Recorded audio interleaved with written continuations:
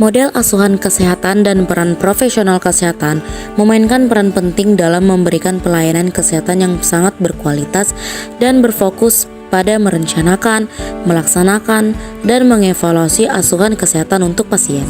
Dalam praktik kesehatan, perawat mendukung peran dokter dengan memberikan perawatan langsung kepada pasien, memantau kondisi, dan memberikan informasi penting, serta bertanggung jawab atas diagnosis, pengobatan, dan juga tindakan medis yang sangat diperlukan.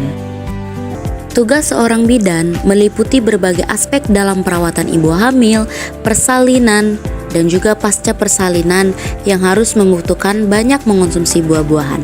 Serta edukasi yoga bagi ibu hamil sangatlah penting untuk mendukung kesehatan dan juga kesejahteraan selama masa kehamilan. Manfaat dari yoga untuk ibu hamil tersebut yaitu meningkatkan fleksibilitas dan kekuatan tubuh dan juga dapat merasakan getaran denyut detak jantung pada janin.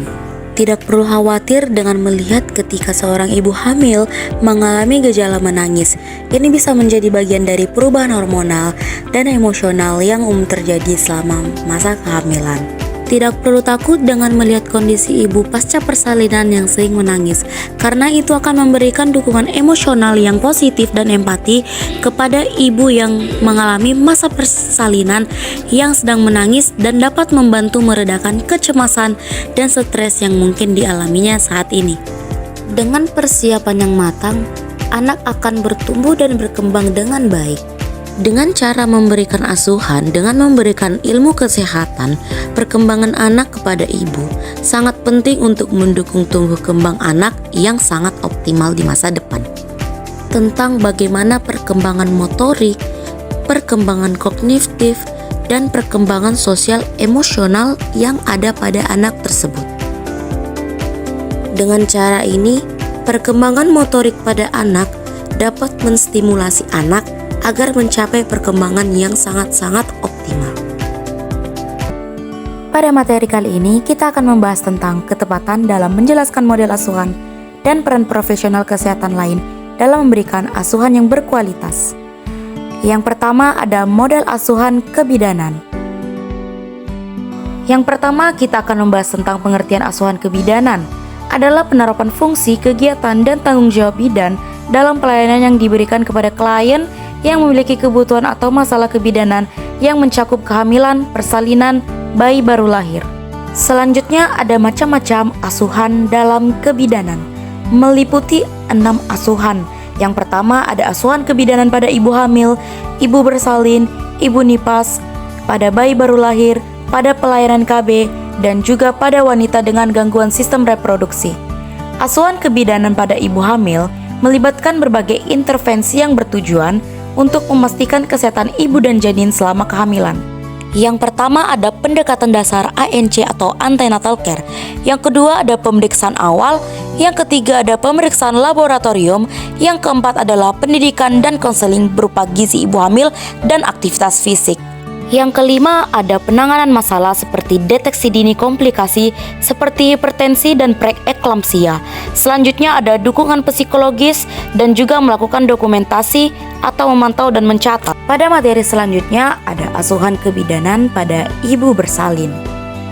Asuhan kebidanan pada ibu bersalin adalah upaya profesional untuk mendukung, memantau, dan membantu proses persalinan agar berjalan lancar serta aman bagi ibu dan bayi.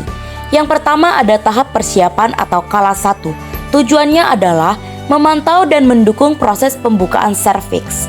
Yang pertama kita melakukan anamnesis dan pemeriksaan awal. Cara selanjutnya kita sebagai seorang bidan harus mampu memberikan dukungan yang emosional pada ibu. Selanjutnya kita juga dapat membantu memanajemen nyeri dan membantu dukungan psikologis padanya. Dan juga kita melakukan pemantauan progres persalinan.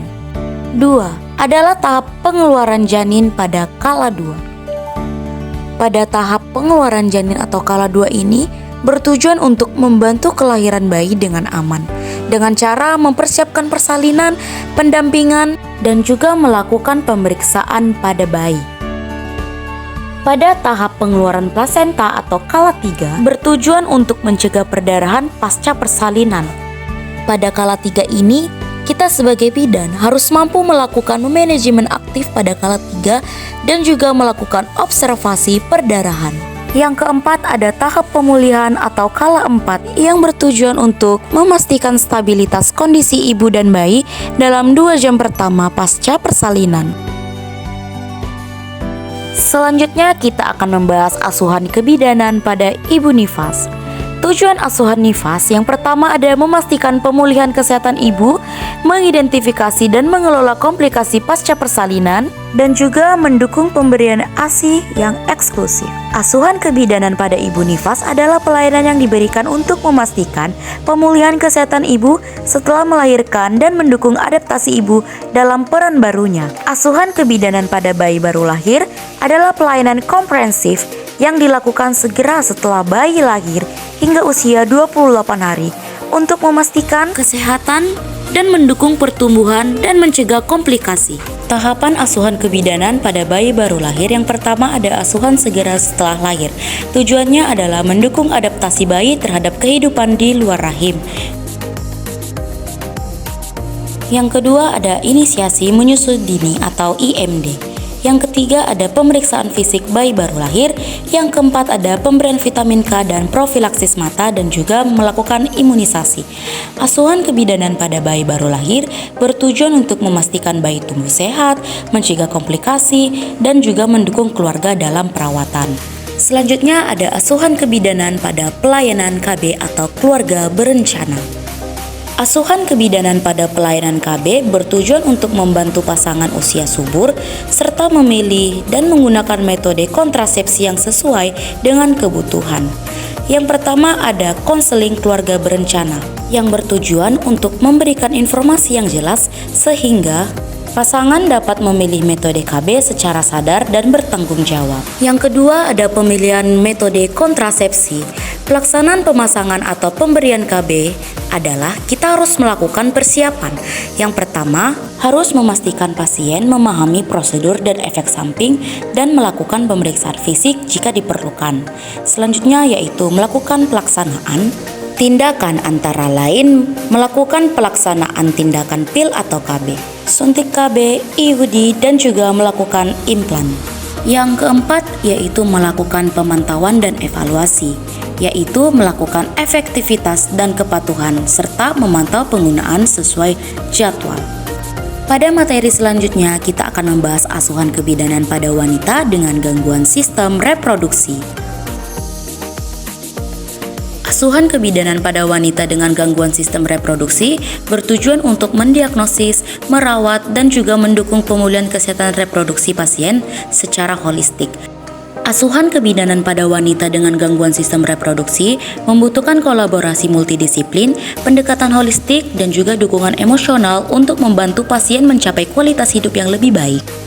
Yang harus dilakukan yang pertama adalah melakukan pengkajian, mendiagnosis dan merencanakan, melakukan asuhan kehamilan, melakukan asuhan persalinan, dan melakukan asuhan nifas.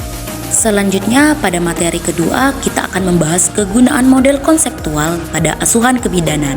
Model asuhan kebidanan adalah suatu bentuk pedoman atau acuan yang merupakan kerangka kerja seorang bidan dalam memberikan asuhan kebidanannya.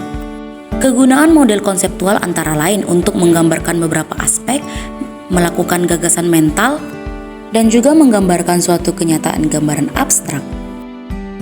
Berikut adalah beberapa kegunaan utama dari model konseptual asuhan kebidanan. Yang pertama adalah membantu pengambilan keputusan, yang kedua adalah memastikan asuhan yang holistik, dan melakukan standarisasi pelayanan, dan yang terakhir meningkatkan efektivitas asuhan. Selanjutnya kita akan membahas tentang konsep Women Center Care. Dalam konsep Women Center Care, ia adalah membantu pengambilan keputusan, memastikan asuhan yang holistik, dan melakukan standarisasi pelayanan dengan cara membantu menyelaraskan pendekatan asuhan kebidanan, meningkatkan efektivitas asuhan, dan juga mendorong penggunaan data yang terukur dan intervensi. Selanjutnya ada model asuhan dan peran profesional kesehatan lain dalam memberikan asuhan yang berkualitas, yaitu ada peran bidan dan fungsi bidan. Peran dan fungsi bidan dalam sistem pelayanan kesehatan antara lain yaitu memberikan pelayanan kesehatan pada ibu, memeriksa kondisi fisik ibu, menangani persalinan pervaginal. Selanjutnya ada peran bidan dan tanggung jawab seorang bidan. Peran dan tanggung jawab bidan mencakup berbagai aspek kesehatan reproduksi, kehamilan, persalinan, nifas, bayi baru lahir. Pelayanan kesehatan reproduksi memberikan edukasi dan konseling terkait kesehatan reproduksi, kontrasepsi, dan juga perencanaan keluarga. Selanjutnya ada pendamping kehamilan, yaitu mendeteksi dan menangani resiko kehamilan secara dini. Yang ketiga ada penolong persalinan, yaitu menolong persalinan normal dengan aman. Selanjutnya ada tanggung jawab bidan. Tanggung jawab bidan meliputi antara lain melakukan kesehatan ibu dan anak dengan menjamin pelayanan berkualitas untuk kesehatan ibu selama kehamilan, persalinan, dan nifas. Selanjutnya yang kedua ada kepatuhan terhadap standar profesi, yaitu mengutamakan keselamatan pasien dalam setiap tindakan. Yang ketiga ada pengelolaan komplikasi, yaitu mendeteksi komplikasi obstetri atau neonatal dan memberikan penanganan awal atau rujukan. Terakhir ada lingkup kerja bidan dalam sistem pelayanan kesehatan. Lingkup kerja bidan dalam sistem pelayanan kesehatan mencakup layanan konseling pada masa prahamil, saat menyusui, dan di antara dua kehamilan tersebut. Yang kedua ada pelayanan antenatal pada kehamilan normal, persalinan normal, ibu nifas normal, kesehatan reproduksi perempuan, keluarga berencana, dan juga pelayanan kesehatan anak termasuk pemantauan tumbuh kembang dan konseling. Selanjutnya ada deteksi komplikasi pada ibu dan anak, tindakan asuhan sesuai kewenangan bidan, dan juga tindakan kegawat daruratan.